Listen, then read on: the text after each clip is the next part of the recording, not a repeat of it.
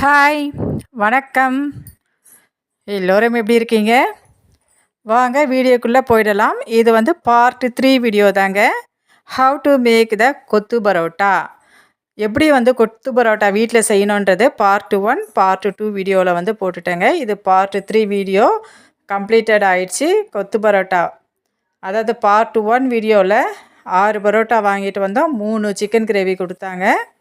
அதில் வந்து 3 பரோட்டா வந்து கொத்து பரோட்டாவும் 3 பரோட்டா வந்து நார்மலாகவும் வச்சுட்டோங்க. அது பார்ட் 1 பார்ட் 2 வீடியோவில் பார்த்தீங்கன்னா இந்த பார்ட் 3 வீடியோ உங்களுக்கு புரியும்.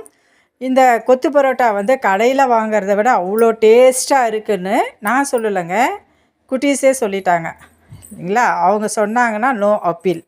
அதாவது கடையில் வாங்கிறத விட அவ்வளோ நல்லா டேஸ்ட்டாக வீட்லேயே நாங்கள் பண்ணியிருக்கோம் கொத்து பரோட்டா. நீங்களும் வீட்டில் ட்ரை பண்ணி பாருங்கள் சரிங்களா. இது 3 பரோட்டாவில் தாங்க நான் செஞ்சுருக்கேன். எவ்வளோ வந்திருக்குன்றது பாருங்கள். ஆளுக்கு 2 கரண்டி கொத்து பரோட்டாவும், மீதி வந்து 3 பரோட்டா, ஒரு parotta plus chicken gravy. 3 chicken கிரேவியில் 1.5 பேக்கெட் தாங்க நாங்கள் கொத்து பரோட்டாவுக்கு சேர்த்து கிளறி விட்டுருக்கோம். நீங்கள் என்னுடைய டிஸ்கிரிப்ஷனில் போய் பார்த்தீங்கன்னா எப்படி அந்த கொத்து பரோட்டாவை ஃபஸ்ட்டுலேருந்து ரெடி பண்ணணுன்றது பார்ட் 1 பார்ட் 2 வீடியோவில் இருக்கும் சரிங்களா. இப்போ நாங்கள் வந்து கொத்து பரோட்டாலாம் ரெடி பண்ணியாச்சு. எங்களுக்கு தேவையான கொத்து பரோட்டாவையும் வச்சுக்கிட்டோம். மீதியம் வந்து எங்களுக்கு மீந்து வந்ததுங்க. நம்ம கடையில் வாங்கினோம்னா 110 ரூபான்றாங்க. கொஞ்சமான அளவில் தான் நம்மளுக்கு கொடுக்குறாங்க. அது வந்து நம்ம பத்தாமையும் சாப்பிட்றோம். இது மாதிரி நம்ம வீட்லேயே வாங்கி செய்யும் பொழுது நம்மளுக்கு திருப்தியாகவும் சாப்பிட முடியுது, அதே நேரத்தில் ஹெல்த்தியாகவும் நம்மளுக்கு கிடைக்கிதுங்க. நீங்களாம் கொத்து பரோட்டா சாப்பிட்ருக்கீங்களா அப்படின்றத எனக்கு கமெண்ட்டில் சொல்லுங்கள். பாருங்கள், நான் இதில் வந்து 3 எக்கு வந்து உடச்சி ஊற்றி நல்லா கிளறி வச்சேன். வெங்காயம், தக்காளி, சிக்கன் மசாலா எல்லாமே போட்டு கிளறி வச்சுருக்கேன். அடுத்தது வந்து பரோட்டா, நார்மலான பரோட்டா, சிக்கன் கிரேவி ரெண்டுமே நாங்கள் சேர்ந்து காம்பினேஷனாக சாப்பிட்டோங்க. அவ்வளோ சூப்பராக இருந்தது. நீங்களும் வந்து வீட்டில் ட்ரை பண்ணி பாருங்கள். நம்ம கடையிலேயே வாங்கி சாப்பிட்டோம்னா நம்மளுக்கு ஹெல்த்து ப்ராப்ளம் ஆகும்.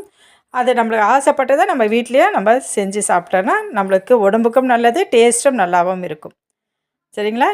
இந்த வீடியோ அனைவருக்குமே பிடிச்சிருக்கும்னு நினைக்கிறேங்க. பாருங்கள் மீதி எவ்வளோ வந்திருக்குன்ட்டு. ரொம்ப திருப்தியாகவும் நாங்கள் சாப்பிட்டோம். ரொம்ப நல்லாவும் இருந்ததுங்க.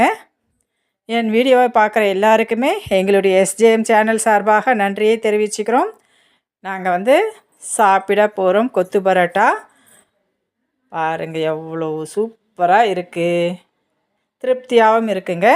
இதுக்கு முன்னாடி நான் வந்து மோர் மிளகாய் வந்து வாங்கிட்டு வந்திருந்தேன் இல்லையா, 10 ரூபா பேக்கெட்டு பச்சை மிளகாய் வாங்கிட்டு வந்தேன்.